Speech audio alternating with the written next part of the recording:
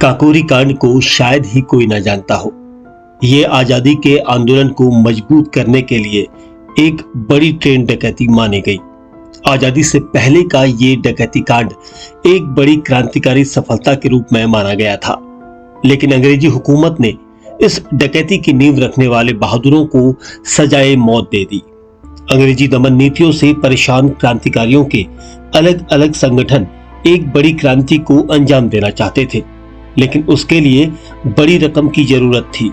क्रांतिकारियों ने ब्रिटिश साम्राज्य के खिलाफ एक ऐसे युद्ध का ऐलान किया था जिसमें हर वक्त पैसों की जरूरत महसूस की गई। ऐसे में ब्रिटिश सरकार का खजाना लूटने की बड़ी साजिश बनाई गई थी ताकि कुछ ऐसे हथियारों को खरीदा जा सके जो अंग्रेजी हुकूमत के खिलाफ कामयाब हो सके। ये ट्रेन डकैती 9 अगस्त 1925 को अंजाम दी गई। ये अंग्रेजी खेमे के लिए एक बड़ी लूट थी।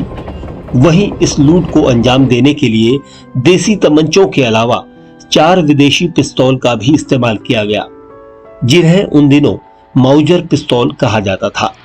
इनकी खासियत ये थी कि पिस्तौल की बट के पीछे लकड़ी का एक ऐसा कुंदा बनाया जाता जो राइफल की तरह इस्तेमाल किया जाता था।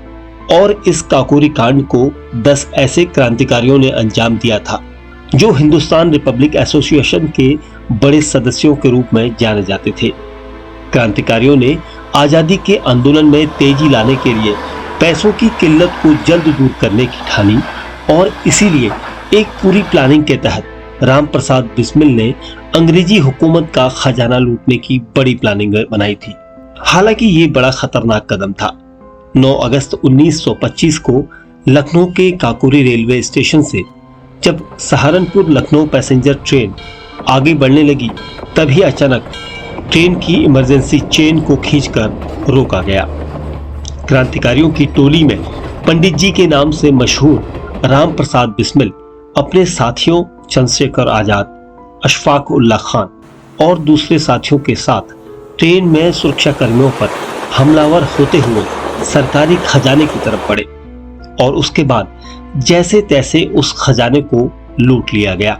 अंग्रेजी सरकार के लिए ये एक बड़ी चुनौती थी कि वो क्रांतिकारियों तक कैसे पहुंचे। इस मामले के आरोपियों की तलाश में इनाम भी रखे गए और पोस्टर चस्पा किए गए थे। आनन फानन में हिंदुस्तान रिपब्लिक एसोसिएशन के 35 से ज्यादा क्रांतिकारियों को इस पूरे मामले में आरोपी माना गया, जिसमें पंडित राम प्रसाद बिस्मिल, अशफाक उल्ला खान, राजेंद्र नाथ लाहिड़ी, ठाकुर रोशन सिंह को फांसी की सजा सुनाई गई, जबकि 16 क्रांतिकारियों को 4 साल की सजा या फिर काले पानी की सजा सुनाई गई। ये सब ऐसे वक्त में हुआ जब देश अंग्रेजी हुकूमत के खिलाफ बिगुल फूंक चुका था। इसे ऐतिहासिक रेल डकैती भी माना गया था, क्योंकि इस ट्रेन डकैती से आधुनिक हथियार और लॉजिस्टिक सपोर्ट में काफी मदद मिलनी थी।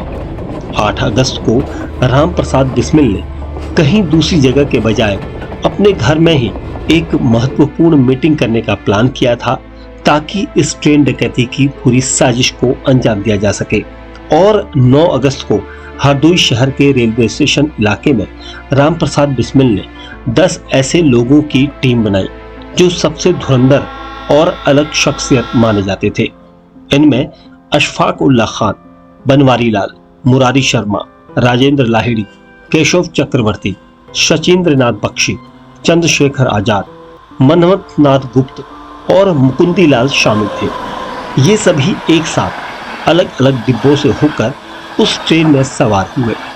क्रांतिकारियों के पास अमूमन हथियार जरूर थे, लेकिन इस बार उन 4 पिस्तौलों का इस्तेमाल किया जाना था जो जर्मनी की बनी हुई माउजर थी।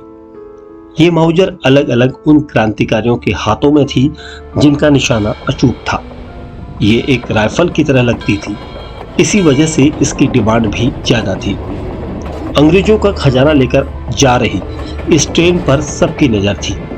जैसे ही ये ट्रेन लखनऊ से पहले काकोरी रेलवे स्टेशन पर रुकने के बाद आगे बढ़ी, तभी क्रांतिकारियों ने ट्रेन की चेन को खींच लिया और रेलगाड़ी के रुकते ही सरकारी खजाने का बक्सा डिब्बे से नीचे गिरा दिया गया। पहले उस डिब्बे को खोलने का प्रयास उसी जगह पर किया गया, लेकिन जब वो नहीं खुला तो हथौड़ा लेकर बक्से को तोड़ने की कोशिश की गई। ये डकैती इतनी चालाकी से की गई थी कि अंग्रेजी हुकूमत को भनक भी नहीं लगती, लेकिन भारत जैसे देश में क्रांतिकारियों की बड़ी साजिश को कुचलने का प्लान करना था। इसीलिए ब्रिटिश सरकार ने इस ट्रेन डकैती के आरोपियों को पकड़ने के लिए ताबड़तोड़ छापेमारी करनी शुरू कर दी। कई लोगों को जानकारी हासिल करने के लिए मारा पीटा गया। इन क्रांतिकारियों ने ट्रेन लूटने के वक्त एक चादर वहां पर छोड़ दी थी, क्योंकि जल्दबाजी में सभी वहां से भाग निकले थे। बस यही एक ऐसा सबूत हाथ लग गया जिसका पता लगाते हुए अंग्रेज असली क्रांतिकारियों तक पहुंच गए। ये चादर शाहजहांपुर के बनारसी लाल की थी। बस फिर क्या था, पुलिस ने बनारसी लाल को हिरासत में लेकर उन पर दबाव और प्रताड़ना शुरू कर दी, जो कुछ समय बाद ही टूट गए और उन्होंने पुलिस के सामने पूरा खुलासा कर दिया। वहीं पुलिस की दूसरी टीम इस बात का पता लगाने में जुटी हुई थी कि 9 अगस्त को बिस्मिल की पार्टी के कौन कौन से लोग उनके शहर से बाहर गए थे और कितने लोगों की वापसी कितने बजे और कब कहां हुई। जिसके बाद पुलिस को कुछ ऐसे सबूत हासिल हुए जिसने इन क्रांतिकारियों की गिरफ्तारी में मदद कर दी। कुल 40 लोगों के खिलाफ मामला दर्ज किया गया था। क्रांतिकारी किसी एक जगह के नहीं बल्कि अलग अलग राज्यों के थे। कोई कोलकाता का था तो कोई उत्तर प्रदेश का और कोई दिल्ली से था। लखनऊ की जेल में बंद काकोरी कांड के सभी आरोपियों ने उसी दौरान बसंत पंचमी का त्योहार आने पर मेरा रंग दे बसंती चोला कविता भी तैयार करवाई थी, जिसे राम प्रसाद बिस्मिल ने लिखा था और जेल में बंद क्रांतिकारियों के बीच ये तेजी से फैली थी। काकोरी कांड को अंग्रेजी हुकूमत ने उतनी ही तेजी से कुचलना चाहा था जितनी तेजी से वो हुआ था, लेकिन देश का ये बड़ा कांड क्रांतिकारियों के लिए आजादी का मंत्र का काम कर गया था। क्रांतिकारियों की ये कुर्बानी इतिहास के पन्नों में अमर हो गई।